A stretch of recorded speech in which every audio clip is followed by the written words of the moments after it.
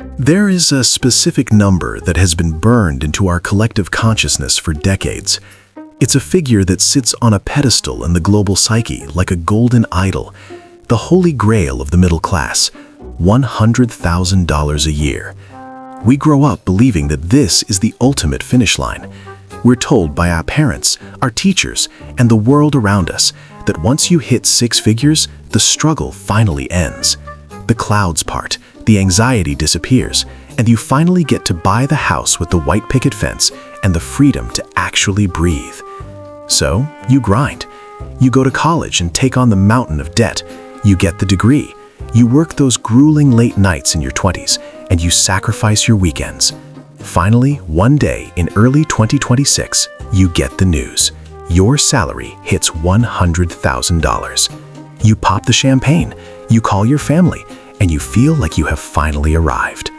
But then, 6 months later, you find yourself looking at your bank account on a random Tuesday night, and you realize something terrifying.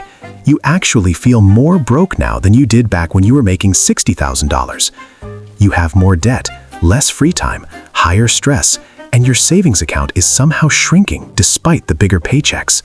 I want you to know right now, you aren't crazy. You are the victim of a complex mathematical phenomenon called the middle class squeeze. You have walked into a structural trap where the government, the banks, and the inflationary economy have conspired to make sure that every extra dollar you earn is confiscated or consumed before you ever get a chance to enjoy it. My name is Bill, and I spend way too much time dissecting the financial lies we tell ourselves just so we can sleep at night. If you're a high earner who secretly feels like you're living paycheck to paycheck, or if you're chasing that next promotion hoping it will finally fix your life, you need to pay attention.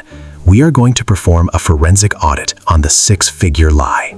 We're looking at the brutal math of marginal tax brackets, the benefit cliffs that punish success, and the psychological warfare of lifestyle creep to prove why, in this 2026 economy, earning more money often leads to having less actual wealth.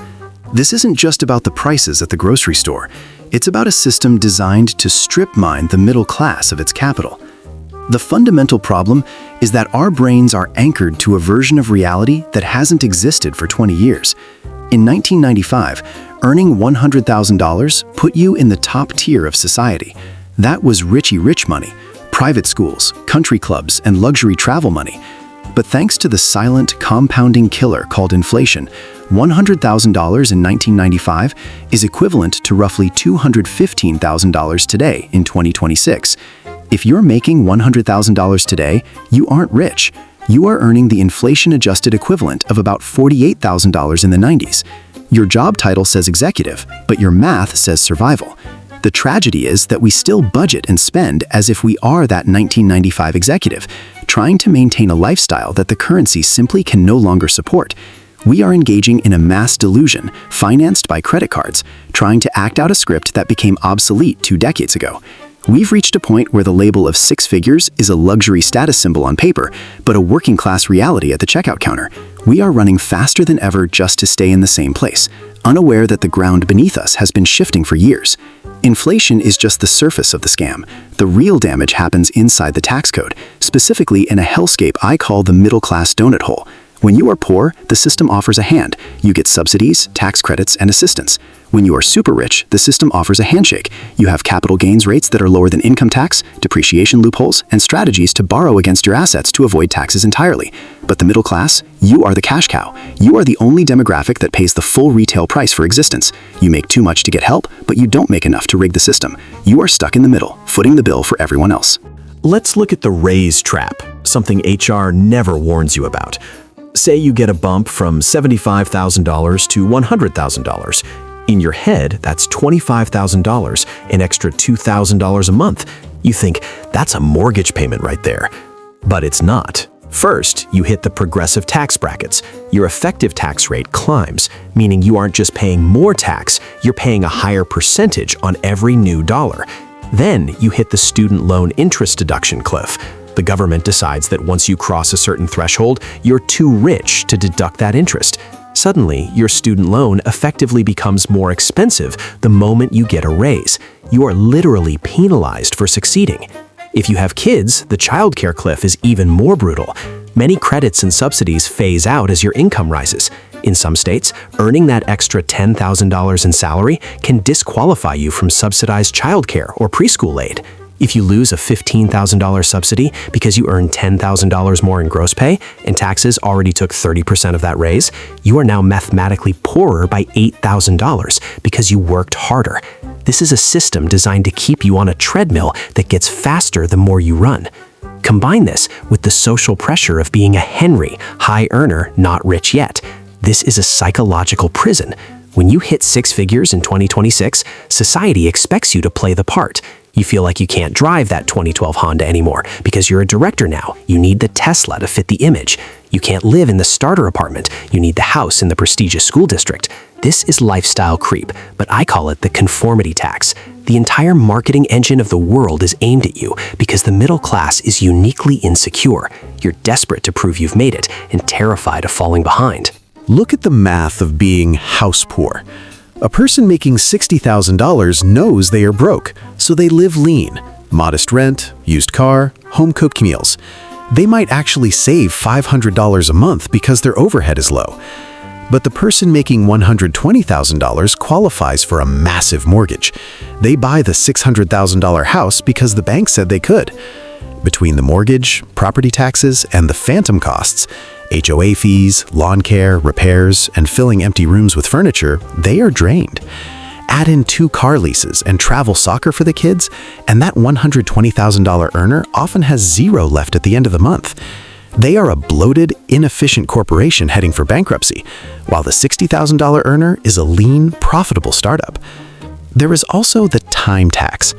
Earning $100,000 today usually requires a level of availability that destroys your soul. It's the always-on culture, the Slack pings at 9 p.m., the mental weight you carry home. To cope with this stress, you spend money on convenience. You order delivery because you're too drained to cook. You hire cleaners because you don't have the time to scrub a floor. You are paying a premium just to survive your own job. You are in a cycle of earning money to pay for the therapy and the takeout you need because of how you earn the money. It's the ultimate trap. You're paying a fee to endure the life you worked so hard to build. This leads us straight into the golden handcuffs. You might absolutely hate your job. Your boss might be toxic and your soul might be withering away, but you can't leave. You've built a $100,000 a year infrastructure around your life. You have the massive mortgage, the high-end car leases, and the private school tuitions. You have leveraged your entire existence based on the assumption that this specific level of income will continue forever. You have zero optionality. The person making $60,000 with low expenses can quit tomorrow and go find themselves. The person making $120,000 with high expenses is a prisoner of their own success. They are owned by their lifestyle. This is why you see so many people in 2026 who look incredible on Instagram, vacations in Tulum and brand new SUVs, but are secretly drowning in debt and anxiety. They fell for the scam. They thought the income number was the goal, but income is not wealth. This is the most critical distinction in all of personal finance. Income is just the speed at which you run. Wealth is how much distance you actually cover. If you run at 100 miles per hour on a treadmill, you have zero wealth. You just have a lot of sweat and high cash flow. And as we look toward the future, the middle class is facing a retirement crisis because of Parkinson's law, the idea that expenses always expand to meet income. Every time you get a raise, you find a new need. You switch from Target to Whole Foods. You move from the local gym to a boutique studio. You absorb the surplus instantly. This means a person making $150,000 often saves the exact same amount, zero, as the person making $50,000. But the high earner has a much bigger problem. They've developed a taste for a $150,000 life. They've raised the bar for their own survival so high that they can never afford to stop. So how do we escape the middle class scam? It requires a radical shift in your psychology. You have to divorce your ego from your income and flat out refuse to act your wage. The system is designed to extract your capital through status signaling, so you have to opt out of the signal game entirely. If you make $100,000, you need to live like you make $50,000. I know that sounds extreme and unfun, but that $50,000 gap is your freedom. That is your get lost money. That is the capital that buys you out of the prison. The bank wants you to upgrade so they can collect interest. Your neighbors want you to upgrade so they don't feel bad about their own over-leveraged lives. The ultimate act of rebellion is to stay put. Keep the modest house, drive that 2015 Toyota until the wheels literally fall off. Don't upgrade your phone just because a new one launched. When you get a raise, hide it from yourself. Pretend it never happened. This is a strategy called stealth wealth. You automatically divert that extra money into an investment account before it ever touches your checking account. If you see it, you will spend it. But if it vanishes into the market automatically, you will build wealth in the background while living a normal, low-stress life. You have to artificially induce scarcity to protect yourself from your own impulses. We need to redefine what it means to be middle class in 2026. It shouldn't mean maximum consumption or keeping up with the Joneses, who, by the way, are usually broke and stressed out. It should mean maximum optionality. The true flex today isn't the luxury car in the driveway. It's the ability to lose your job and not panic for 2 years. It's the ability to say no to a toxic environment because you don't need the next paycheck to survive. Stop chasing the salary title and start chasing the net profit of your life. At the end of the day, it doesn't matter how much money passes through your hands. It only matters what sticks. You are the CEO of your life, and it's time to start running it like a profitable business, not a charity for luxury brands. If this made you realize you've been running on a treadmill, share it with a friend who just got a promotion. Save them from the trap before they sign that new lease. Would you like me to help you create a stealth wealth automation plan so your next raise goes toward your freedom instead of your bills?